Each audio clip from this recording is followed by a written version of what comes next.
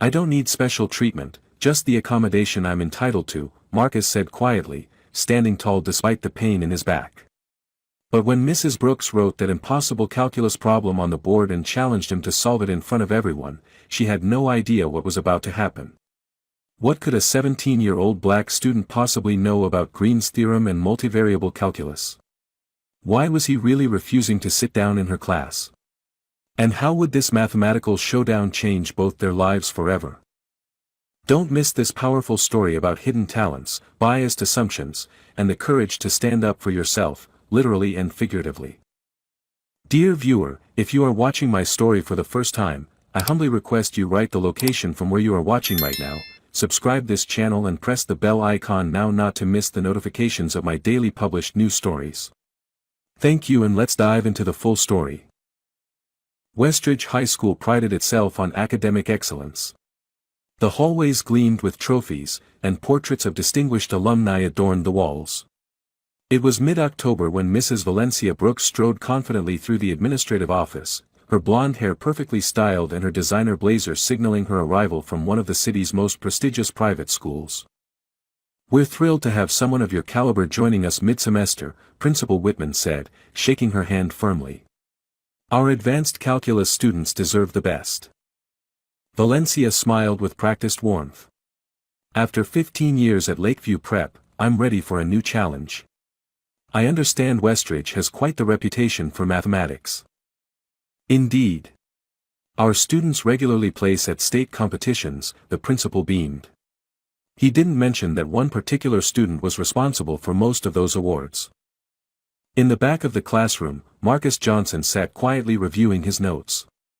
At 17, he possessed a mathematical mind that his previous teacher, Mr. Collins, had called exceptional. But Mr. Collins had suffered a heart attack 2 weeks ago, leaving the advanced calculus class temporarily under a substitute until Valencia's arrival.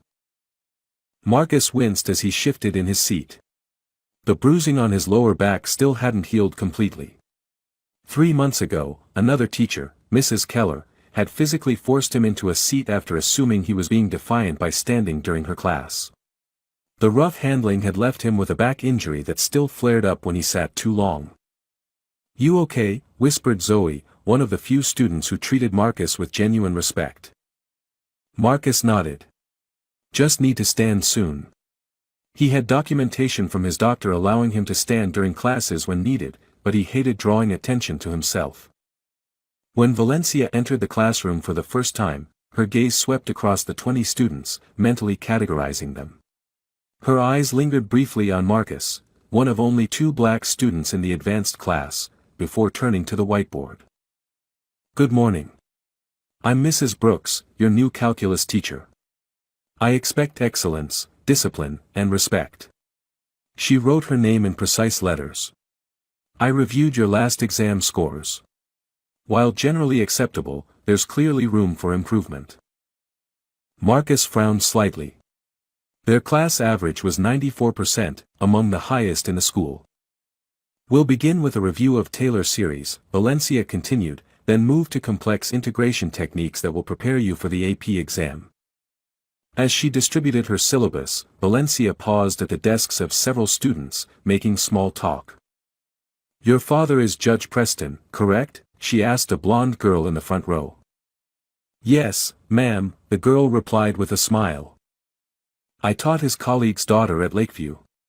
Small world. Marcus watched as Valencia made connections with the children of doctors, lawyers, and business executives.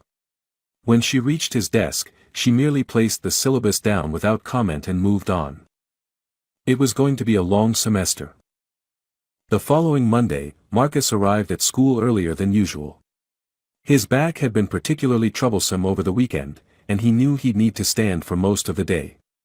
He decided to speak with Mrs. Brooks before class to explain his medical accommodation. When he reached the classroom, Valencia was arranging equations on the board, her back to the door. "Mrs. Brooks?" Marcus said softly. "Could I speak with you for a moment?" Valencia turned, her expression shifting subtly as she registered who was addressing her. "Class doesn't start for 20 minutes, Mr. Johnson." "Marcus Johnson." Mr. Johnson. What is it? Marcus explained about his back injury and showed her the doctor's note authorizing him to stand during class when necessary. Valencia scanned the note with narrowed eyes. This seems excessive. Most students manage to sit through a 50-minute period. I understand, but I find students who stand during lectures are often distracted and distracting to others, she interrupted. Perhaps you should consider a less rigorous course if sitting is too challenging. The dismissive tone cut through Marcus. Advanced calculus was his favorite subject, and he'd earned his place in this class. My standing doesn't affect my performance, he said quietly. I had a 98% average with Mr. Collins. Valencia's eyebrow rose slightly. Well, my classroom, my rules. We'll see how things progress. By the time class began, the room was filled with chatter. Marcus took his usual seat, but after 20 minutes of Valencia's lecture on Taylor series approximations, the familiar ache in his lower back intensified to sharp pain. He discreetly stood up and moved to the back wall, leaning against it while continuing to take notes. Valencia paused mid-equation. Mr. Johnson, is there a problem? No, ma'am. Just need to stand for a while. Several students glanced back, then quickly returned their attention to their notebooks. They were used to Marcus occasionally standing during Mr. Collins' classes. I prefer students to remain seated during my lectures, Valencia said firmly. I have a medical accommodation, Marcus reminded her, keeping his voice even. Valencia's lips thinned, but she continued her lecture, occasionally glancing at Marcus with clear disapproval. The next day followed a similar pattern. Marcus sat as long as he could before pain forced him to stand. Each time, Valencia would pause, drawing everyone's attention to him. By Thursday, the tension was palpable. As Marcus rose from his seat, Valencia stopped writing on the board. Mr. Johnson, your wandering is disruptive. I'm not wandering, Mrs. Brooks. I'm standing in one place because of my back. Yes, this mysterious back problem. Her tone made it clear she was skeptical.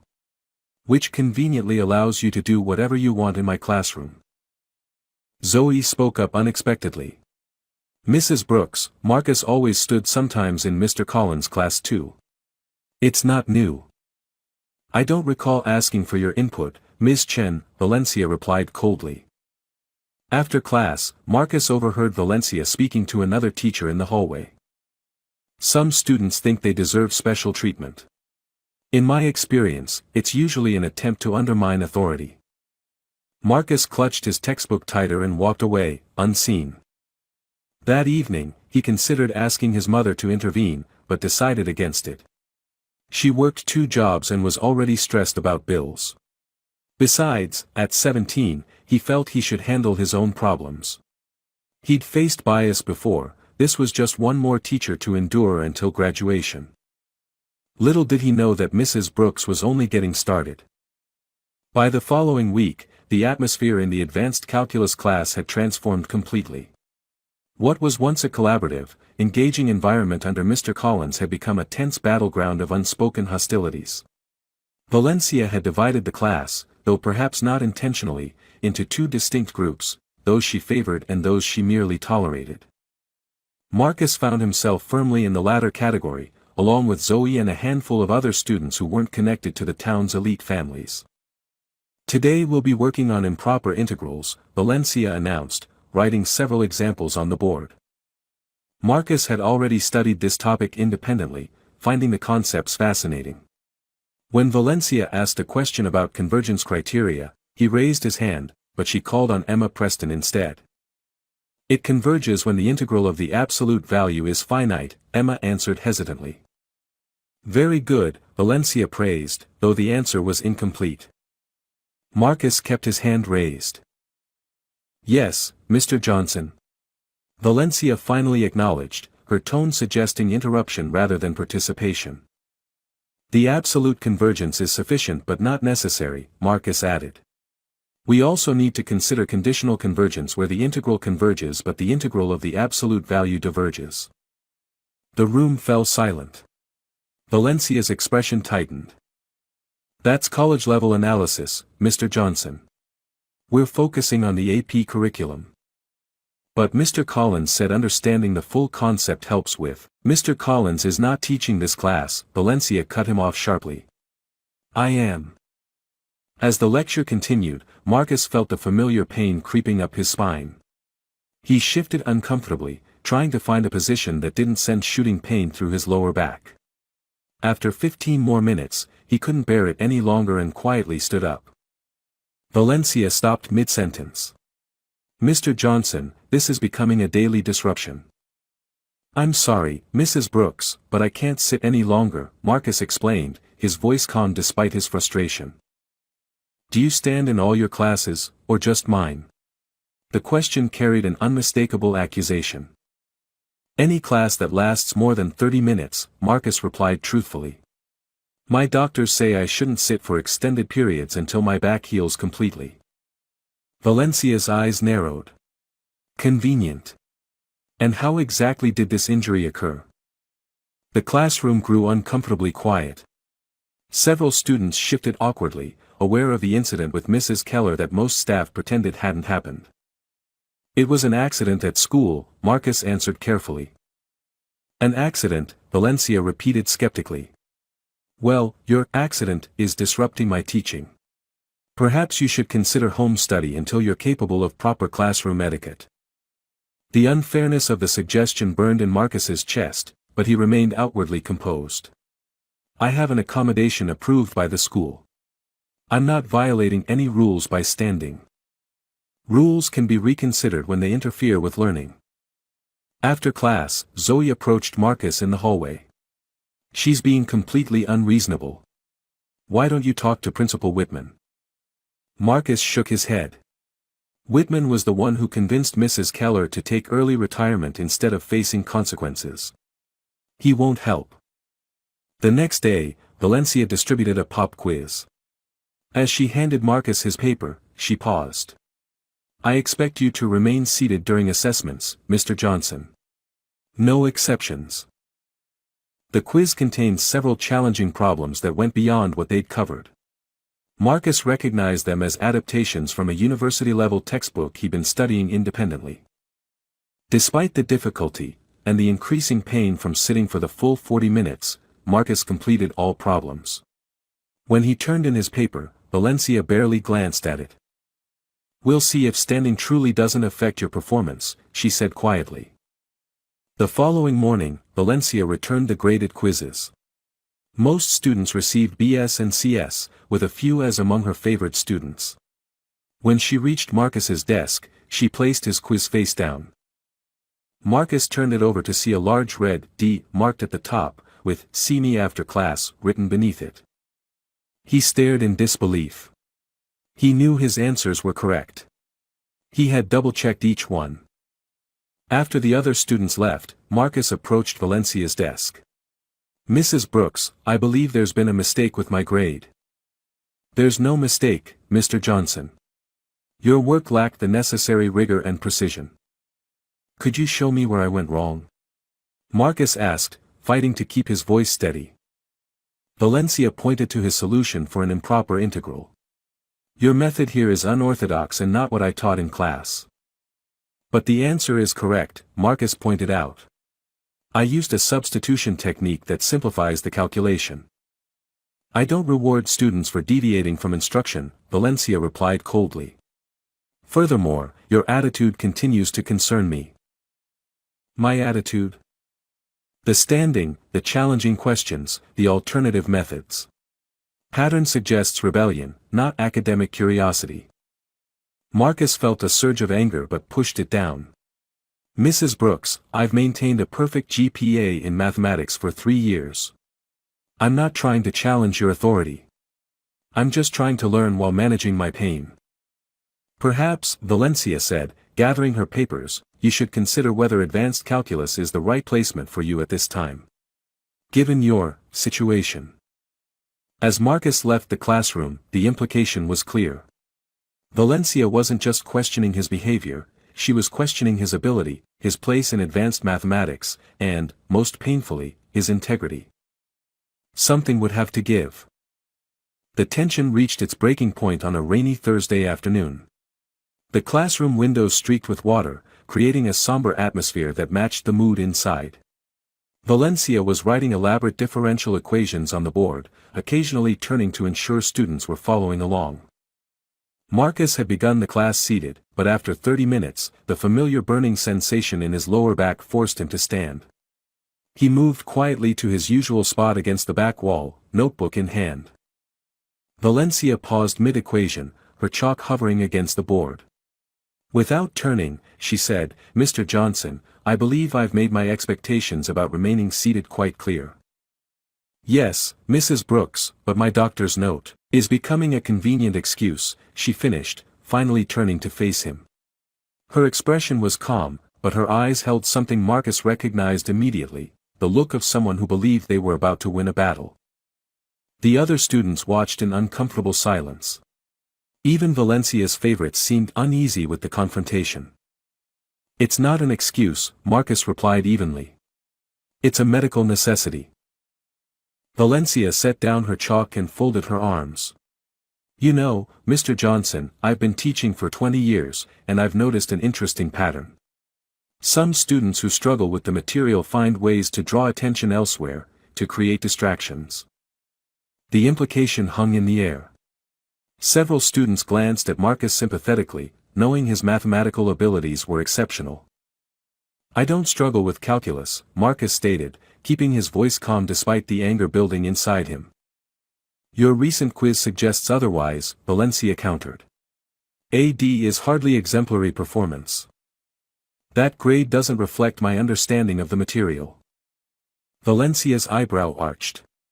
"Are you questioning my evaluation?" A tense silence filled the room. Marcus felt trapped. If he backed down, he was accepting her unfair assessment. If he challenged her, he'd be confirming her narrative about his attitude problem. Valencia turned to the board and erased her previous work. With deliberate strokes, she began writing a new problem, one far more complex than anything they'd covered in class. The equation sprawled across the board, involving multiple integrals, parametric constraints, and elements of vector calculus. When she finished, she turned back to the class with a small, satisfied smile. "Since Mr. Johnson feels confident enough to stand above his peers and question my methods, perhaps he'd like to demonstrate his superior understanding." She extended the chalk toward him. "Solve this. Show us all your exceptional abilities." The challenge was clear, and clearly unfair. The problem was university level, well beyond the AP curriculum. "That's a multivariable calculus problem with parametric constraints," Zoe whispered, looking worried. "We haven't even covered that." Marcus recognized it as a variation of a problem he'd encountered in his independent studies. It was challenging but not impossible for him. Still, the public challenge was designed to humiliate. "Well, Mr. Johnson?" Valencia prompted. Too difficult for someone who claims not to struggle. Marcus felt every eye in the room on him. He had two choices: refuse and confirm Valencia's narrative that he was all talk, or accept and risk public failure. He stepped forward and took the chalk. 30 minutes, Valencia announced, checking her watch. "That should be ample time for someone of your standing." As Marcus approached the board, he heard muffled laughter from a couple of Valencia's favorites. He took a deep breath, studying the problem. It was indeed complex, involving multiple techniques they hadn't covered in class. "You don't have to do this," Zoe said quietly. "She's setting you up." But Marcus had already begun writing. The familiar calm that always came over him when facing a mathematical challenge settled in his mind. The classroom, Valencia, the pain in his back, all faded to background noise as he focused on the elegant dance of numbers and symbols before him. Valencia watched with barely concealed satisfaction, certain she had finally found a way to put the troublesome student in his place. She circulated through the room, helping other students with their regular assignment while occasionally glancing at Marcus's progress. Her confidence began to waver slightly as she observed his methodical approach. He wasn't hesitating or showing signs of confusion. Instead, he worked with quiet assurance, his chalk moving steadily across the board. The classroom fell into an unusual silence as Marcus worked. The sound of chalk against the board created a steady rhythm, almost meditative in its consistency. Students who had initially returned to their own work gradually shifted their attention to the complex equation taking shape under Marcus's hand. Valencia maintained her composure, though the slight tightening around her eyes betrayed her surprise at Marcus's confident approach to the problem. She had expected hesitation, confusion, or even refusal, not this methodical progression. Marcus's mind had entered a state he knew well, a place where mathematics existed as pure form, elegant and precise. As he worked through the first stages of the multivariable problem, memories flickered through his consciousness. He remembered being 9 years old, sitting at the kitchen table while his mother cleaned houses across town. He'd found an old calculus textbook at a library sale for 50 cents and had been entranced by the strange symbols and concepts. When his mother returned home, exhausted, he'd shown her the derivations he'd figured out on his own, not yet knowing they were called derivatives. "You've got a special mind, Marcus," she'd said, her tired eyes brightening with pride. "Don't let anyone tell you what you can't understand." That moment had ignited something in him, a passion for the language of mathematics that had only grown stronger over the years. As he approached the parametric constraints section of Valencia's challenge problem, Marcus considered multiple solution paths. The standard approach would work but would be unwieldy. Instead, he implemented a technique he'd learned from an MIT OpenCourseWare video, a clever substitution that would simplify the entire system. Behind him, he heard whispers. "What method is he using? I've never seen that approach before. Is that even correct?" Valencia moved closer, her eyes narrowing as she followed his work. The substitution technique wasn't in any high school textbook. It wasn't even in most undergraduate texts. "Mr. Johnson," she interjected, "what exactly do you think you're doing?" Without breaking his rhythm, Marcus replied, applying a change of variables to simplify the parametric constraints before solving the integral. "That's not the standard approach," Valencia stated, a note of accusation in her voice. "No, but it's more elegant and leads to the same result with fewer steps," Marcus explained, continuing to write. Several students had now completely abandoned their own work, watching with growing interest. Even some of Valencia's favorites appeared impressed, their earlier amusement replaced by curiosity. Valencia crossed her arms, watching Marcus work through the transformation. The technique was advanced, but as she followed his steps, she couldn't identify any errors. His work was precise, his notation impeccable. His approach reminded her of a conference paper she'd read years ago, certainly not something a high school student should know. Yet here was Marcus, applying university-level techniques with apparent ease. "Where did you learn this method?" she asked, her tone somewhere between skeptical and surprised. "Independent study," Marcus answered simply, focused on the problem. As he progressed to the second phase of the solution, the multivariable integration, Marcus felt a familiar clarity. The path forward was obvious to him, a series of transformations that would convert the seemingly intractable integral into a more manageable form. The pain in his back had receded to the periphery of his awareness. In these moments of mathematical focus, physical discomfort always seemed less important, less real somehow. 20 minutes into the challenge, Marcus had covered nearly half the board with neat, organized work. The solution was taking shape, clear, methodical, and undeniably correct. He wasn't rushing or showing off, he was simply solving the problem in the most efficient way he knew. Valencia's expression had shifted subtly. The smug certainty was gone, replaced by something more complicated, a reluctant reassessment happening in real time. 10 minutes remaining, she announced, her voice lacking the triumphant edge it had held earlier. Marcus nodded almost imperceptibly, continuing his work. He was on track to finish with time to spare. In the back of the room, Zoe was smiling now, watching her friend demonstrate what she had always known, that Marcus's mathematical ability wasn't just good for a high school student, it was exceptional by any standard. As Marcus approached the final steps of the solution, a few of the more advanced students began to nod in recognition and understanding. They could now see where his unconventional approach was leading, to an elegant conclusion that would have been much harder to reach using standard methods. With 5 minutes remaining in Valencia's challenge, Marcus reached the critical phase of the solution. The board was now filled with orderly rows of mathematical notation, a visual testimony to his systematic approach. What had begun as an impossible-looking problem had been transformed through his careful work into a series of manageable steps. Valencia stood to the side, her expression unreadable as she followed his progress.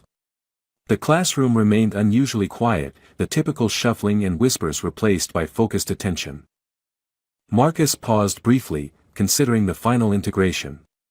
There were two approaches possible, the straightforward but calculation-heavy conventional method, or a more elegant application of Green's theorem that would simplify the work considerably. He opted for the latter, writing out the theorem as applied to their specific problem. "That's not in our curriculum," Valencia stated, unable to contain herself. Marcus nodded acknowledgement without breaking his concentration. "It's from multivariable calculus, but it applies perfectly here." A few students exchanged glances. Green's theorem was college-level material, something they wouldn't encounter until their university studies. "Where did you learn about Green's theorem?" Valencia asked, genuine curiosity temporarily overriding her skepticism. "MIT OpenCourseWare," Marcus replied as he continued working. "And some textbooks from the university library." The revelation that Marcus had been studying university-level mathematics independently seemed to ripple through the classroom. Even the students who had previously laughed at his predicament were now watching with newfound respect. As Marcus applied the theorem, transforming the complex volume integral into a much simpler surface integral, several of the mathematically inclined students leaned forward in their seats.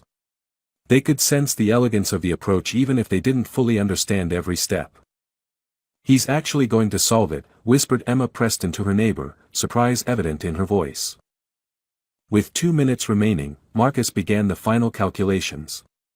His chalk moved confidently across the board, reducing the problem to its conclusion through a series of well-chosen substitutions and algebraic manipulations. There was an artistry to his work, an economy of movement and notation that spoke of deep understanding rather than memorized procedures. Valencia's expression had subtly transformed as she watched. The dismissive certainty was gone, replaced by something more complex, professional assessment tinged with reluctant admiration. As Marcus wrote down the final answer, the room remained completely silent.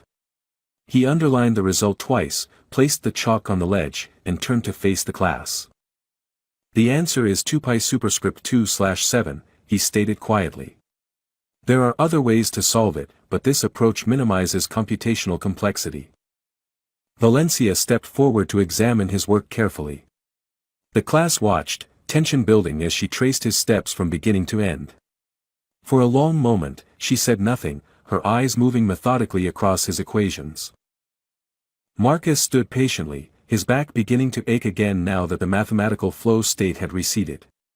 He was acutely aware of the 30 pairs of eyes watching this moment of judgment. Finally, Valencia turned to face the class.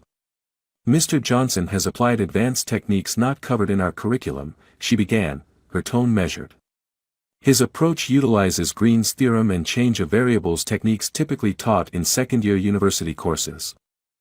She paused, and Marcus prepared himself for criticism, some technicality she would use to diminish his achievement.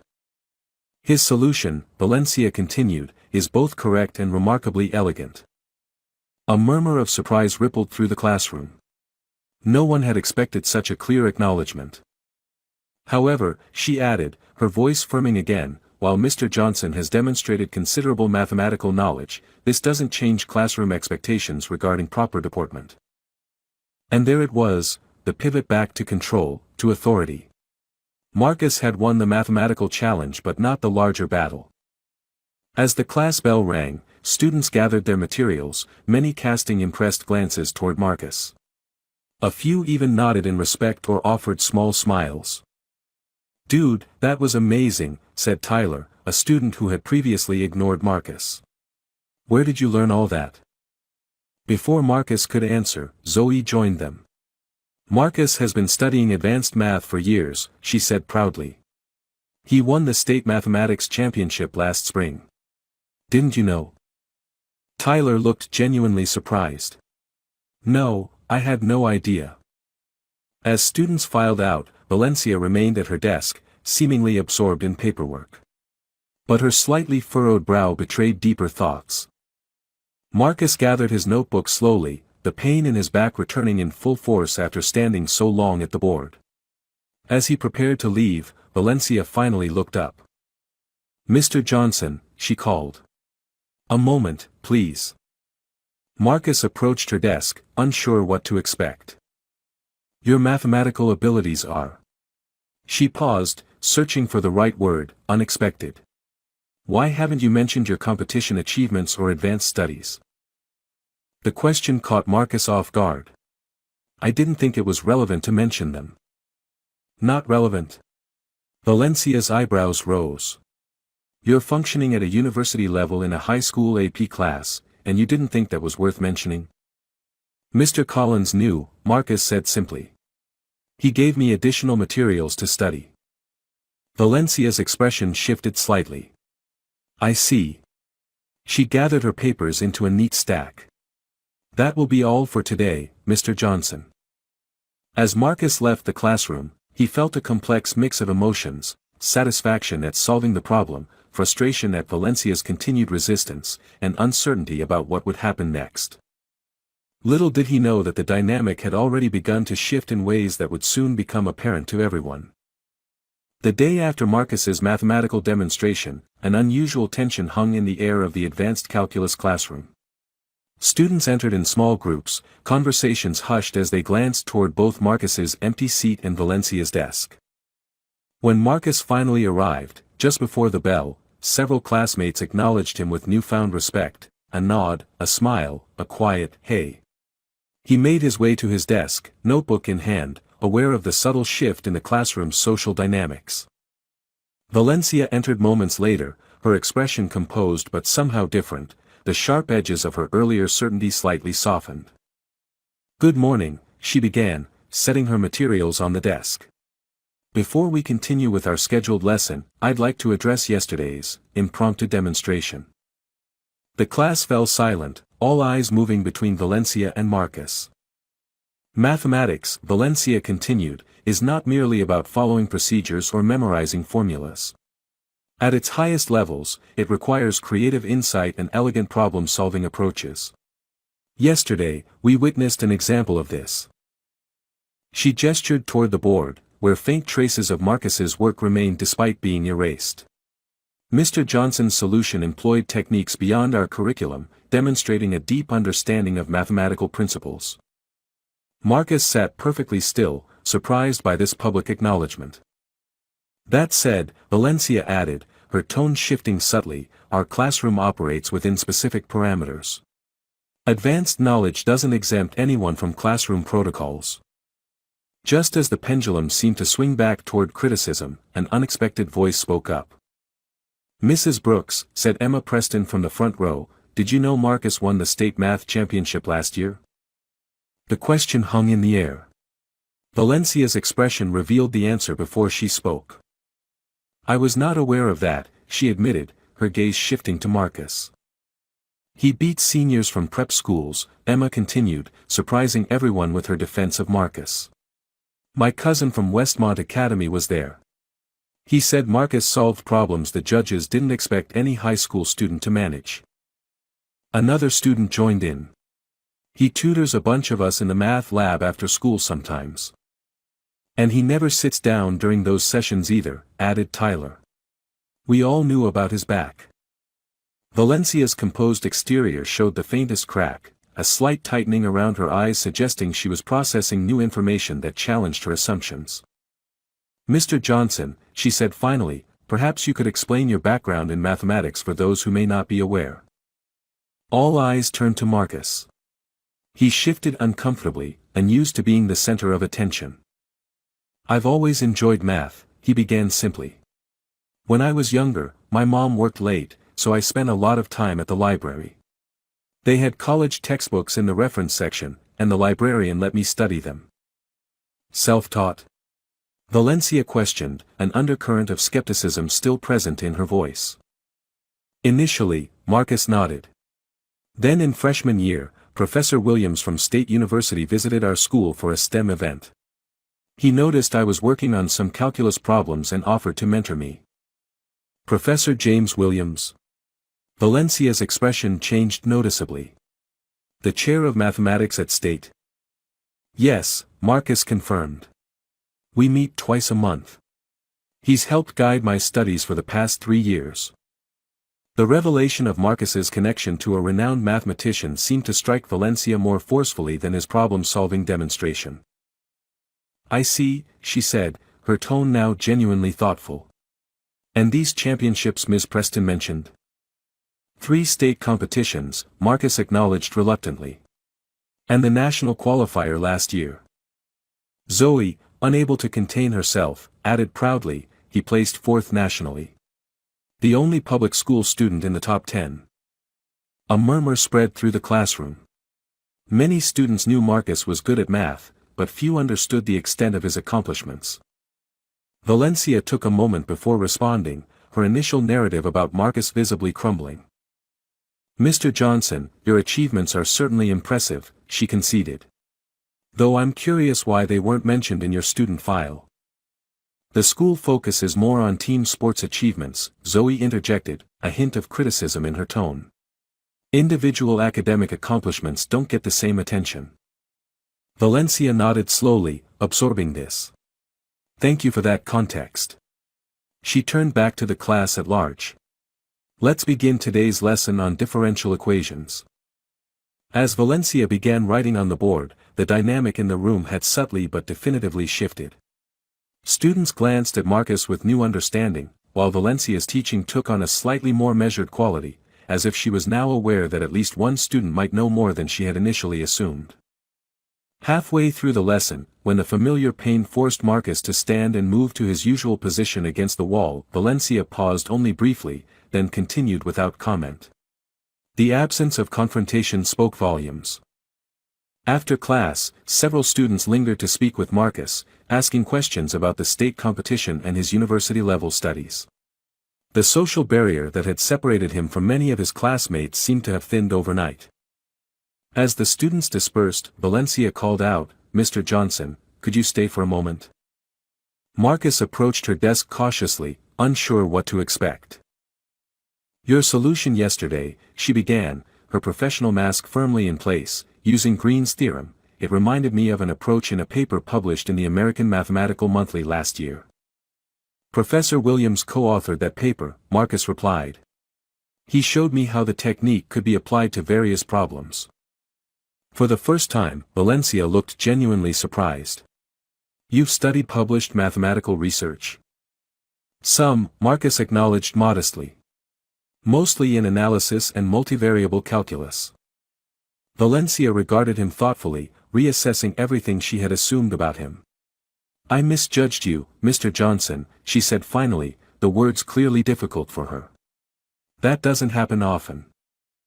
It wasn't quite an apology, but it was an admission, the first crack in the wall of authority she had built. The following morning, Marcus arrived at school to find an unexpected figure waiting outside his first period classroom, Valencia, coffee cup in hand, her usual confident posture slightly subdued. Mr. Johnson, do you have a moment? She asked, her tone lacking its usual sharp edge. Marcus nodded, adjusting his backpack as they stepped aside from the flow of students. I've been doing some research, Valencia began, choosing her words carefully. About your mathematical background, and about your back injury. Marcus stiffened slightly. The incident with Mrs. Keller wasn't something he discussed freely. I spoke with several faculty members, Valencia continued. They were hesitant to discuss the details. But I persisted. Why? Marcus asked directly. Valencia took a small breath. Professional thoroughness, she answered, though something in her expression suggested a more complex motivation. I prefer to fully understand classroom situations. The administration's records were suspiciously vague about your accommodation. Marcus remained silent, waiting. From what I've gathered, Valencia continued when he didn't respond, there was an incident last year. With another teacher. Mrs. Keller, Marcus confirmed quietly. Yes. Valencia's eyes showed a flash of something, perhaps genuine concern. What exactly happened, Marcus? The official record merely states, classroom management incident resulting in minor injury. Marcus hadn't expected this conversation, especially not from Valencia. He weighed his response carefully. It was the third week of school, he finally said. I was in Mrs. Keller's physics class. I stood up because my back was bothering me, from basketball practice, he clarified. She thought I was being disrespectful. And? Valencia prompted when he paused. She ordered me to sit down. When I tried to explain, she came to my desk and physically pushed me into the chair. I fell awkwardly and injured my back. The memory still carried a sting of humiliation. She claimed I was resisting and reported me for insubordination. Valencia's expression tightened. What happened then? My mother came in. There were witnesses, other students. Eventually, the school doctor confirmed the injury. Marcus shrugged slightly. Mrs. Keller took early retirement. The principal called it a mutual decision. And no disciplinary record was created, Valencia concluded, understanding dawning. The injury was acknowledged with an accommodation, but the cause was minimized. The school didn't want attention, Marcus said simply. Easier to give me a doctor's note than address what happened. A complex expression crossed Valencia's face, professional assessment mixed with something that looked almost like regret. I see, she said finally. Thank you for explaining. As students began filing into classrooms around them, Valencia seemed to remember her original purpose. There's something else I wanted to discuss. I received an interesting phone call last night. Marcus looked at her questioningly. From Professor James Williams, Valencia said, watching his reaction. Apparently, you mentioned our classroom challenge to him.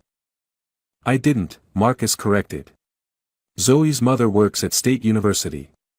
She must have told Professor Williams. Valencia nodded, accepting this. Well, regardless of how he heard, Professor Williams was quite forthcoming about your abilities. He described you as one of the most promising young mathematicians he's encountered. Marcus looked down, uncomfortable with the praise. He also mentioned, Valencia continued, that you've already been accepted to MIT for next fall. Early admission. Yes, Marcus confirmed. Full scholarship. I see. Valencia was silent for a moment. That's quite an achievement. The first bell rang, signaling 3 minutes until classes began. We should continue this conversation later, Valencia said, straightening her blazer in a gesture that seemed to help her recompose her professional demeanor. Perhaps during lunch? Marcus nodded, though uncertainty lingered in his expression. During calculus class that day, the atmosphere had transformed noticeably. Valencia's teaching style remained rigorous but had lost much of its cutting edge. When she posed challenging questions, she began including Marcus among those she called upon, actually listening to his responses rather than seeking ways to find fault.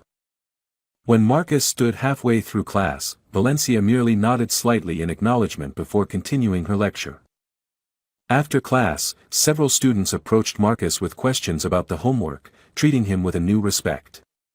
The social hierarchy of the classroom had shifted, with his mathematical ability now recognized as valuable rather than threatening. At lunch, Marcus found Valencia waiting in the small courtyard where he usually ate with Zoe. Mr. Johnson, she greeted him, gesturing to the bench across from her. Please, join me. Zoe gave Marcus a questioning look. He nodded reassuringly, and she left them to talk privately. Professor Williams shared something else with me, Valencia began without preamble. About your family circumstances. Marcus tensed slightly. He mentioned that your mother works multiple jobs. That finances have been challenging. Valencia's tone was careful, free of the condescension that might have colored such observations previously. We manage, Marcus said simply. He also mentioned that despite scholarship offers from private schools after your first mathematics competition, you chose to remain at Westridge. This is my community, Marcus explained. And my mom needs me close by. Valencia nodded slowly, a new understanding forming behind her eyes. Your loyalty is commendable. She paused, seeming to choose her next words carefully. I misjudged you, Marcus. Significantly. The admission hung in the air between them. Coming from Valencia, it carried the weight of someone unaccustomed to acknowledging errors. I made assumptions based on. She hesitated. Based on what you saw, Marcus finished for her. A black student who wouldn't sit down in class. Valencia didn't deny it. My perspective was limited by my experiences and, yes, by certain biases I hadn't fully examined. It wasn't a complete apology, but from Valencia, it represented a remarkable shift. Professor Williams mentioned something else, she continued. That you've been working on a paper with him on applications of Green's theorem to optimization problems. Marcus nodded. It's still in progress. He suggested I might review it, perhaps offer some insights from my experience in applied mathematics. The offer seemed to be an olive branch of sorts. That would be helpful, Marcus acknowledged. As the lunch period neared its end, Valencia gathered her things. I'll see you in class tomorrow, Mr. Johnson. As she stood to leave, she added, almost as an afterthought, and Marcus? I've informed Principal Whitman that I'll be revising your grade on last week's quiz. Upon review, I found my initial assessment inaccurate. It was, perhaps, as close to a formal apology as Valencia could manage. But the recognition in her eyes conveyed what her words didn't fully express, that she had seen him, truly seen him, for the first time. That evening, Valencia sat alone in her home office, a stack of student papers untouched beside her computer. Instead of grading, she found herself deep in research, not on mathematics, but on Marcus Johnson. The screen displayed his remarkable competition record, 3 state championships, 4th place nationally, special recognition from the American Mathematical Society. Articles from local newspapers featured small photos of Marcus accepting awards, always with the same reserved expression, not quite a smile, but a quiet dignity. Valencia clicked through to another page, this one showing results from the MIT Mathematics Tournament. Teams from elite prep schools dominated the rankings, their students groomed from early childhood for academic excellence.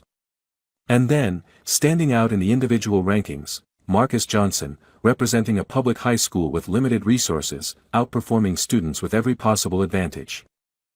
She leaned back in her chair, troubled by the realization forming in her mind. For 20 years, she had prided herself on identifying and nurturing mathematical talent.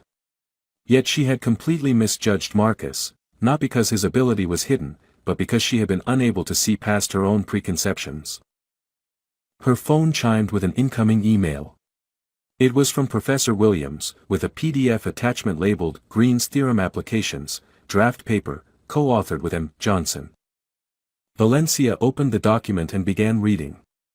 The work was sophisticated, exploring novel applications of the theorem to optimization problems in engineering contexts.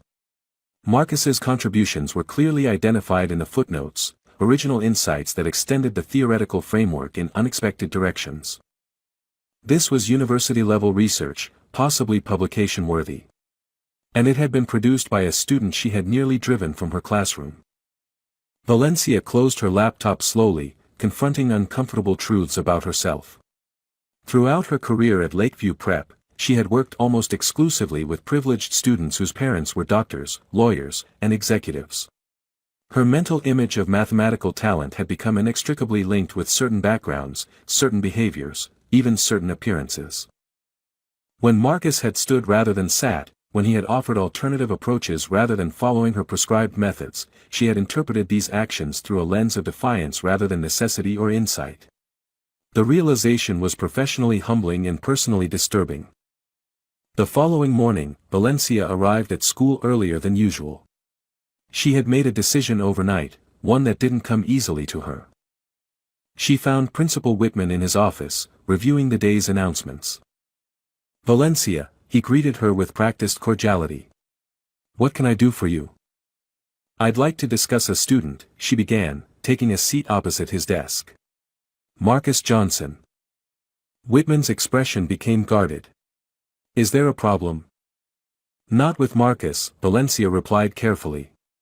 The problem, I've come to realize, was with my approach. She explained her discovery of Marcus's mathematical achievements and her conversations with Professor Williams. As she spoke, Whitman's expression shifted from concern to relief. I'm glad you've recognized his abilities, Whitman said when she finished. Marcus is one of our academic stars, though he doesn't seek attention. That's part of what I wanted to discuss, Valencia continued. I've learned about the incident with Mrs. Keller last year. Whitman's expression instantly closed. That matter was resolved to everyone's satisfaction. Was it? Valencia questioned. A student was physically injured by a teacher, and the incident was essentially erased from the record. Mrs. Keller made a regrettable error in judgment, Whitman replied stiffly. She chose to retire rather than face disciplinary proceedings. The school provided Marcus with medical care and accommodations. Everyone moved forward. Except Marcus still lives with the physical consequences, Valencia pointed out. And from what I've gathered, there's been little acknowledgement of what happened. Whitman's expression hardened slightly. What exactly are you suggesting, Mrs. Brooks? Valencia chose her next words carefully. I'm suggesting that I made assumptions about Marcus based on incomplete information that was incomplete by design. And I'm concerned that I'm not the only one who's done so. Teaching is challenging, Whitman offered diplomatically. We all make assessments that sometimes need revision. This goes beyond assessment, Valencia pressed. This is about recognizing patterns of bias in how we respond to different students. That's a serious allegation, Whitman said, his tone cooling. It's serious self-reflection, Valencia corrected. And I believe it's necessary. After leaving Whitman's office, Valencia encountered Ms. Carter, the school counselor, in the hallway. Do you have a moment to discuss Marcus Johnson? Valencia asked. Ms. Carter's expression was cautious but not unwelcoming. Of course. They found an empty classroom, and Valencia explained her recent discoveries about Marcus's mathematical abilities and the circumstances of his back injury. I'm not surprised you finally recognized his talents, Ms. Carter said when Valencia finished. Marcus is exceptional in several subjects, not just mathematics. But he's learned to keep a low profile. Because of incidents like the one with Mrs. Keller? Valencia asked directly. Ms. Carter sighed. That was particularly egregious, but not isolated. Marcus has faced challenges here that many students don't. Because he's black, Valencia stated plainly. That's part of it, Ms. Carter acknowledged. Westridge has a certain culture, certain expectations about who excels and how they demonstrate it. Students who don't fit that mold often find themselves having to prove their right to be in advanced classes. Valencia absorbed this, recognizing uncomfortably how she had perpetuated exactly that dynamic. I've misjudged him, she admitted. Significantly. Recognition is the first step, Ms. Carter said. What matters now is what you do next. That afternoon, Valencia watched Marcus more carefully during class. She noticed how, despite his quiet demeanor, other students increasingly turned to him with questions. She observed his patience in explaining concepts, his ability to find alternative approaches when classmates struggled with standard methods. She recognized, with growing professional respect and personal regret, that she had nearly pushed away a student with extraordinary gifts, not because she couldn't see those gifts, but because she hadn't been willing to look for them where she hadn't expected them to be. After class, as students filed out, Valencia made a decision. Mr. Johnson, she called. May I speak with you privately?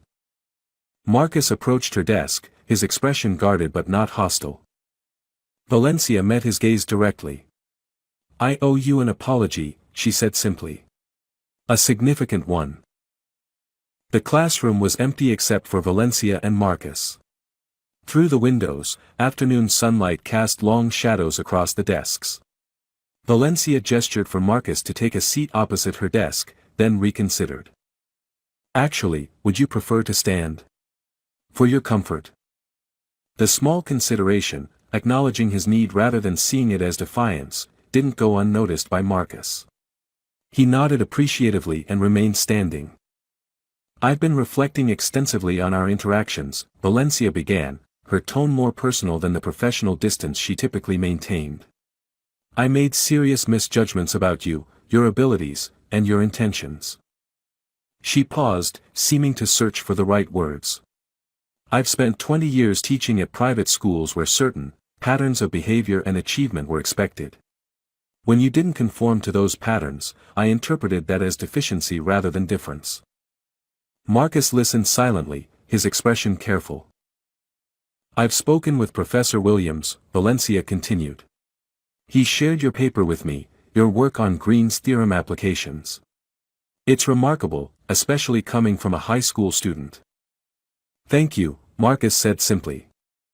"It's not just your mathematical ability that I misjudged," Valencia admitted. "It was your character, your reasons for standing in class, your approach to learning." She straightened some papers on her desk, a nervous gesture uncharacteristic of her usual composed demeanor. "I've also learned more about the incident with Mrs. Keller last year. I want you to know that I find her actions completely unacceptable." Something flickered in Marcus's expression, surprise at her directness, perhaps. "Your accommodation should have been respected without question," Valencia continued. "That it wasn't, by me or by Mrs. Keller, reflects poorly on us as educators, not on you as a student." The apology hung in the air between them, genuine but also incomplete. Marcus seemed to be weighing his response carefully. "I appreciate that, Mrs. Brooks," he finally said. "But this isn't just about me." Valencia tilted her head slightly. "What do you mean?" "What happened with me and Mrs. Keller, and then with you," Marcus explained, his voice gaining confidence, "it's part of a pattern. It happens to other students too, especially those who don't fit people's expectations." Valencia nodded slowly. "I've been considering that possibility." "It's not a possibility," Marcus countered gently but firmly. "It's a reality. When I first came to this school, counselors tried to place me in regular math instead of honors, despite my test scores. When I won my first state competition, a parent asked if I had received special help. When I stand in class because of pain, teachers assume I'm being defiant." He paused, meeting Valencia's gaze directly. "None of these are isolated incidents. They're connected by assumptions about who belongs in advanced classes and what that person looks like or how they behave." Valencia absorbed his words, not defending or deflecting. "You're right," she acknowledged. "And I've been part of perpetuating those assumptions." "We all have biases," Marcus said. "The question is what we do when we recognize them." For a moment, teacher and student regarded each other with a new understanding, no longer adversaries, not quite allies, but engaged in an honest dialogue. "What would you suggest?" Valencia asked, the question sincere. Marcus seemed surprised by her willingness to seek his input. "For starters, believing students when they explain their needs. Not assuming the worst intentions when someone does something differently." Valencia nodded. "That's fair. Anything else?" "Recognizing that excellence comes in many forms," Marcus continued. "Some students express their understanding exactly as it's taught. Others find different paths to the same destination. Like your approach to the challenge problem," Valencia acknowledged. "Yes. Different doesn't mean wrong." Valencia considered this. "Your insights are valuable, Marcus. I hope you know that I genuinely regret how I've approached our class so far." "I believe you," Marcus said. "But regret by itself doesn't change anything."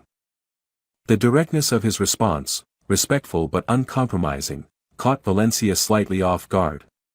She was used to students accepting her authority without question, not holding her accountable. "You're right," she conceded. "Actions matter more than intentions or regrets." She paused.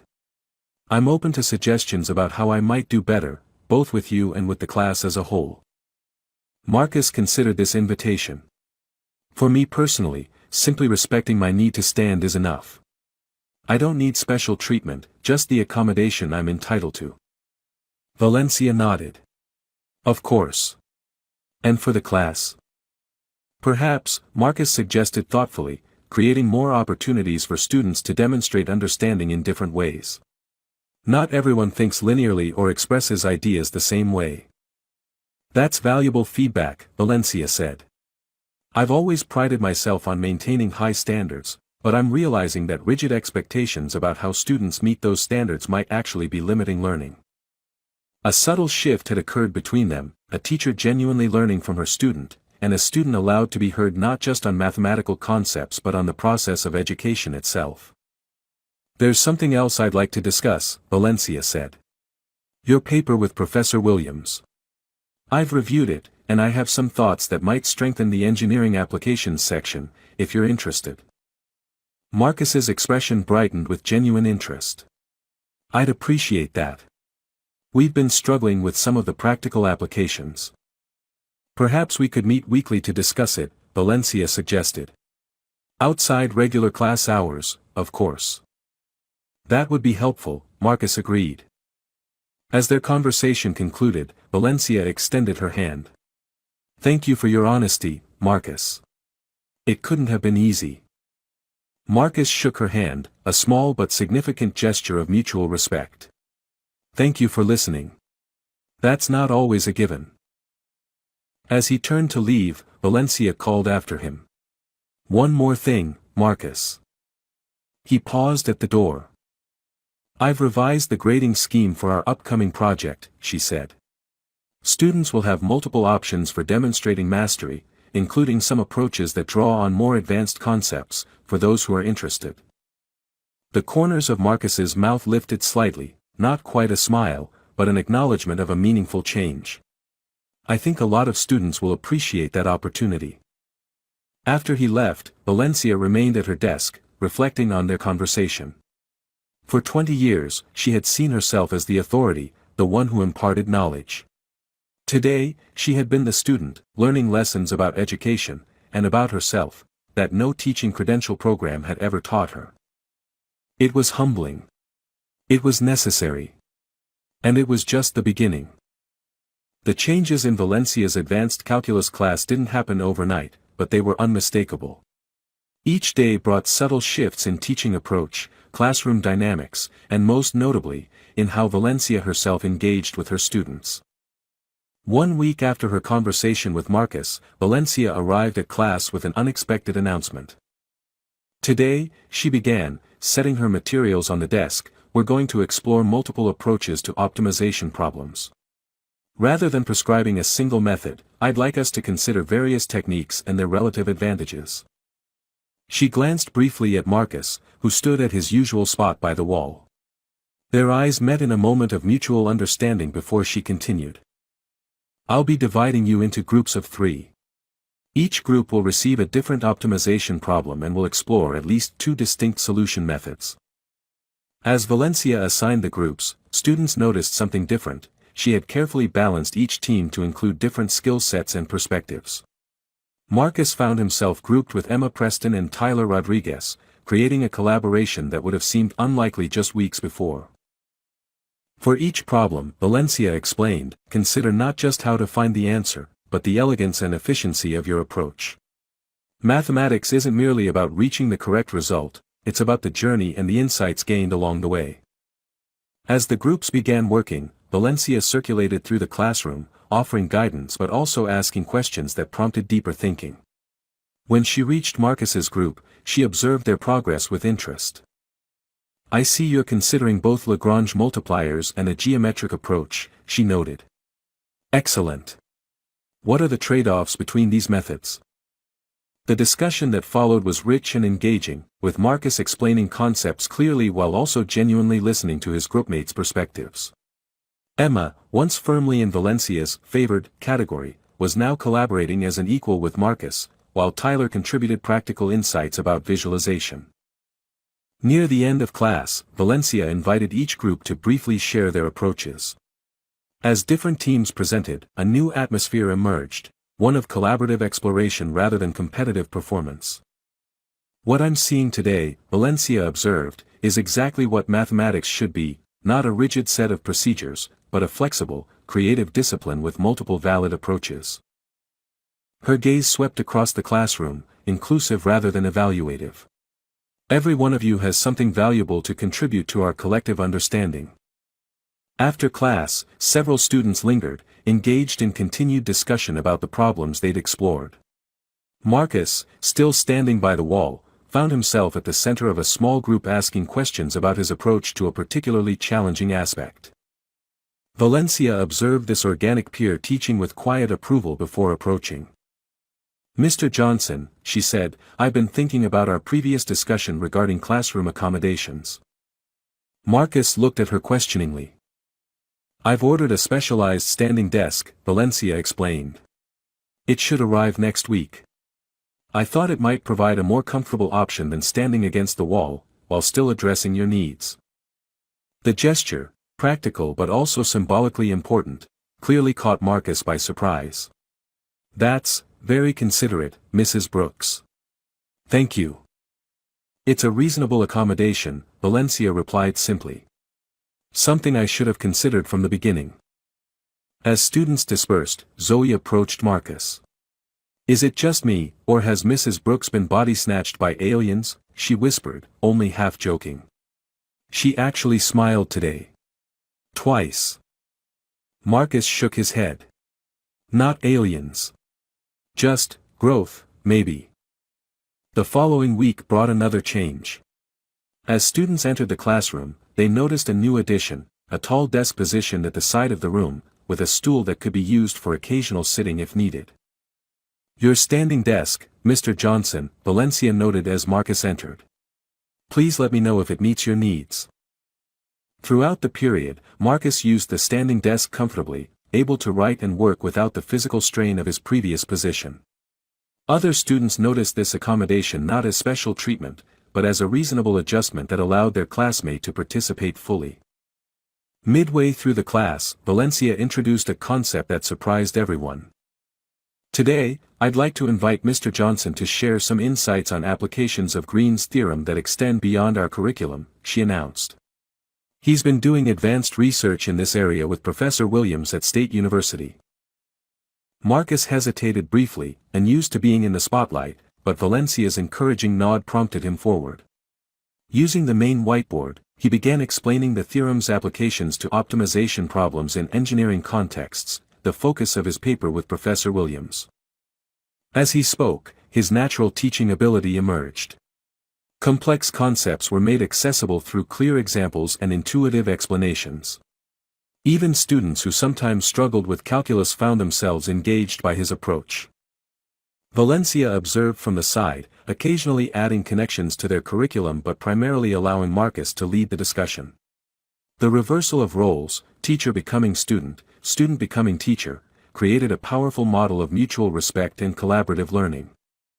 When Marcus concluded, several students applauded spontaneously. Valencia joined in, then added, "What Mr. Johnson has demonstrated is mathematics at its most vibrant, a living, evolving discipline that connects theory with real-world applications." She addressed the class with newfound warmth. "Each of you has unique perspectives and strengths. I encourage you to seek out opportunities to explore mathematics beyond our curriculum, following your own curiosity and interests." After class, Valencia approached Marcus at his new standing desk. "That was an excellent presentation," she said. "You have a natural talent for explaining complex concepts." "Thank you," Marcus replied. "I enjoy helping others understand mathematics." "Have you considered teaching as a career?" Valencia asked. "Along with your research, of course." The question prompted a thoughtful expression. "I haven't really decided. MIT has a great program combining pure and applied mathematics." "Whatever path you choose," Valencia said sincerely, "I have no doubt you'll excel." As weeks passed, the transformation of the advanced calculus class continued. Valencia introduced more diverse approaches to problem solving, created space for student-led explorations, and explicitly valued different ways of understanding and expressing mathematical concepts.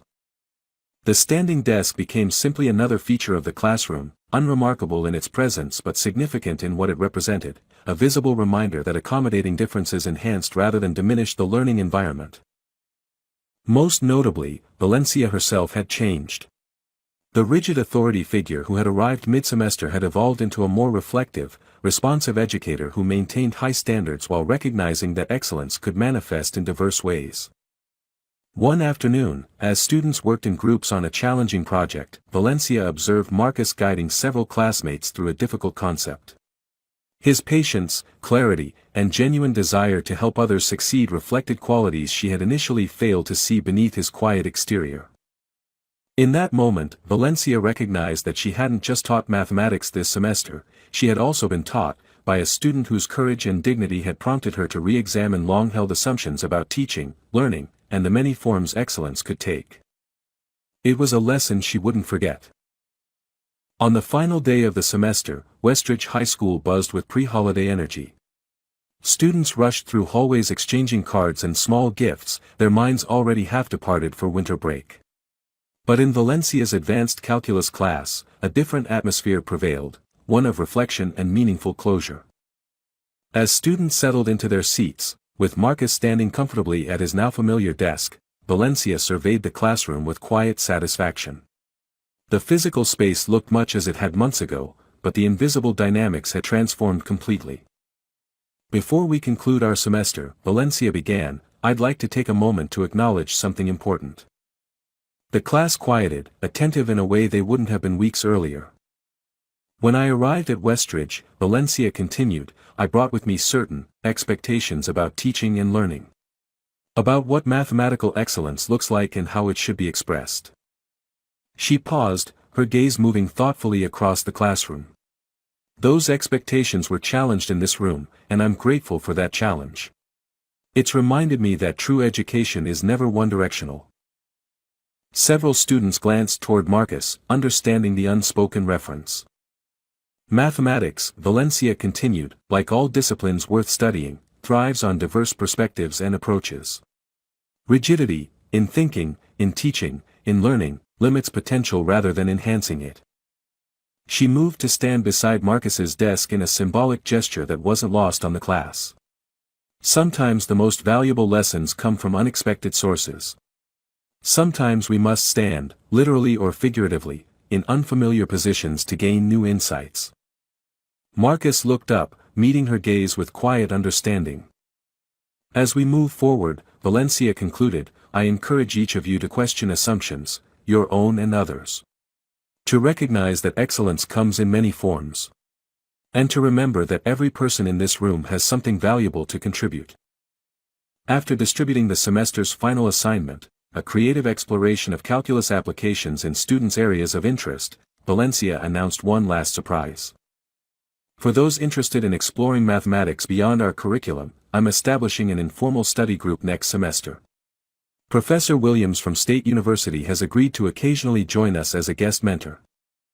The announcement generated immediate interest, with several students, not just the traditionally top performers, expressing enthusiasm.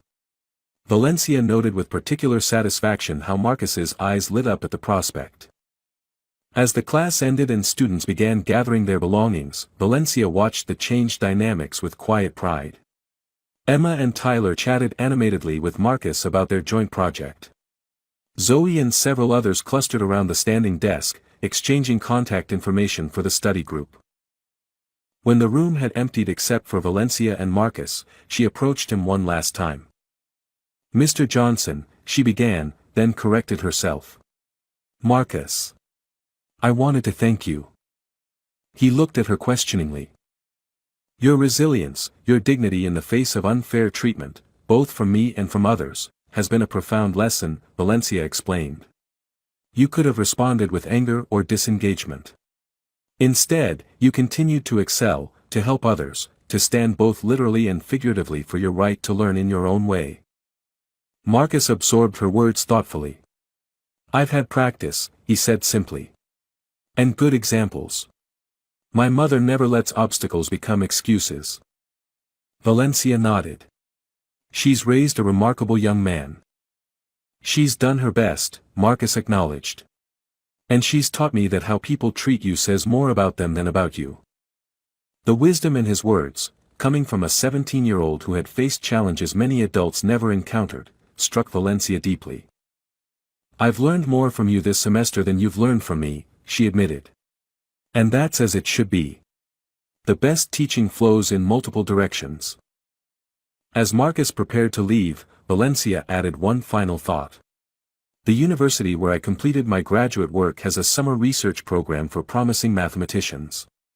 They're always seeking diverse candidates with exceptional potential. With your permission, I'd like to recommend you." The offer, a concrete step beyond mere words, represented Valencia's commitment to meaningful change rather than just acknowledging past errors. "I'd appreciate that," Marcus said, genuine gratitude in his voice. As he stepped through the doorway, Valencia called after him, "Enjoy your break, Marcus. And remember, this classroom will always have space for you to stand." In the empty room, Valencia reflected on the journey of the past months. She had arrived at Westridge believing she was there to impart knowledge, to shape young minds through her expertise and authority. She hadn't expected to have her own mind reshaped, her assumptions challenged, her teaching philosophy fundamentally altered. A teacher who couldn't learn, she now understood, couldn't truly teach. As she gathered her materials, Valencia spotted a small card on her desk that hadn't been there earlier. Opening it, she found a brief message in precise handwriting. "Thank you for listening when it would have been easier not to. Mathematics teaches us that the shortest distance between 2 points is a straight line, but the most valuable journeys often follow unexpected paths. Marcus." Valencia smiled, tucking the card carefully into her portfolio. The semester had ended, but the real education, for both teacher and student, was just beginning.